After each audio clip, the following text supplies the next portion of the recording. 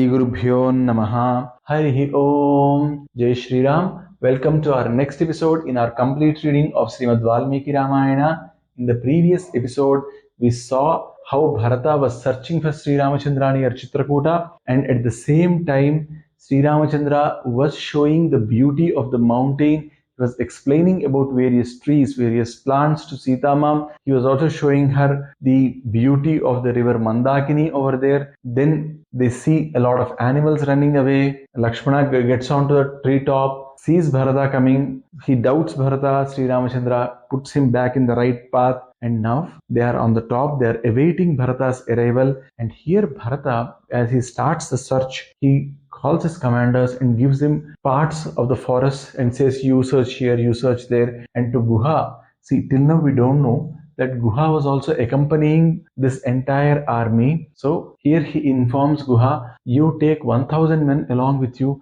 and you also start searching. Now that he has seen the mountain, he has seen the places, he now quickly guesses how it would be during daytime, how it would be during night time, what temperature it might go to during the night time, and he feels bad that his brother is in the midst of a forest where nights might be very, very chilly and he might not even get very good food. He might have been forced to hunt and all. So sadness in him is increasing. At the same time, he's very nervous. He wants to meet his brother as early as possible. As they start searching, suddenly in front of him, Bharata sees a parnasala. He looks at the parnasala, which is a small ashrama, small hut like thing, and he sees that the northeast part of it is a little down and there is a huge Agnivedi over there, and from there a wonderful fire is emanating out of that. He sees that, he realizes that's the ashrama in which his brother is living, and he now walks towards that ashrama. He is also joined by some other rishis over there, because looking at this entire army, this paraphernalia and all, some rishis have come around to see who has come and all. They have seen Bharata, they have seen that Bharata is walking into an ashrama, so they also come along with him. Sumantra is there, Guha is also there, so they quickly go near the ashrama. The army, as I told you, it's waiting in a very, very far away place. The others have not come there yet, and the civilians, they're even far away. So it will take a lot of time for them to come. But Bharata, this is his trademark. He leaves the others behind and he goes first. That's what we have been seeing right from the start of Ayodhya Kanda. Yes, he now is entering that Parnashala.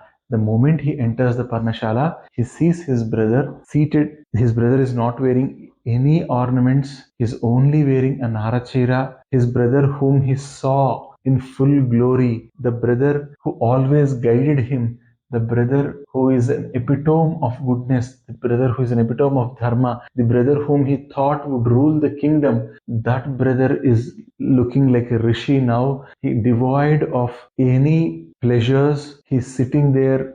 Bharata looks around the ashrama. He realizes that they're surviving on frugal things. He immediately falls on the feet of his brother and he starts crying. He says, "Oh brother, it's my fault that you are here. Oh Sri Ramachandra, I never thought I would meet you like this. What is this? Why are you living like this? Oh Sri Ramachandra, I just am not able to see you in this way." And he starts crying. Sri Ramachandra quickly comes. He is not even able to touch Sri Ramachandra's feet. He falls even before, and then he starts crying, and then he just says Arya, and then he can't speak anything else. By saying that word Arya, he just falls down. Sri Ramachandra quickly comes over there. Shatrughna is also crying. He quickly comes there. He raises Bharata and he makes him sit beside him. And here we are at the 100th Sarga of Ayodhya Kanda. We have just finished the 99th Sarga, and the 100th Sarga of Ayodhya Kanda is called as Kaschit Sarga. Here Sri Ramachandra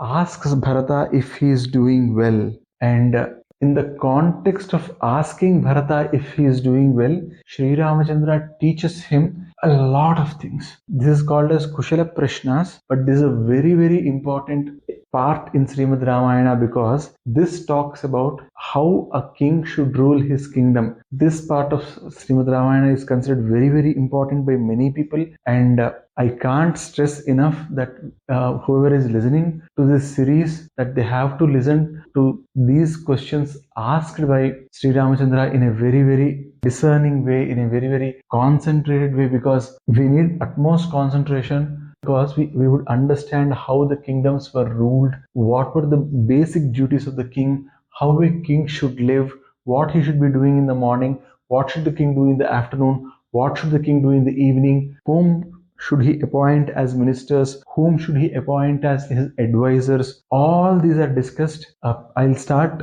that in the next episode, so kindly listen to those episodes with good concentration so that we all get to benefit from the ancient wisdom of Srimad Valmiki Ramayana. Sarve bhavantu sukhinah, sarve santu niramayah, sarve bhadrani pasyantu, ma kaschid dukkha bhag bhavet. Om Sarvam Sukhi Sahas Maharaj Ram Charanarvindar Pramastu. Swasti. Jai Shri Ram.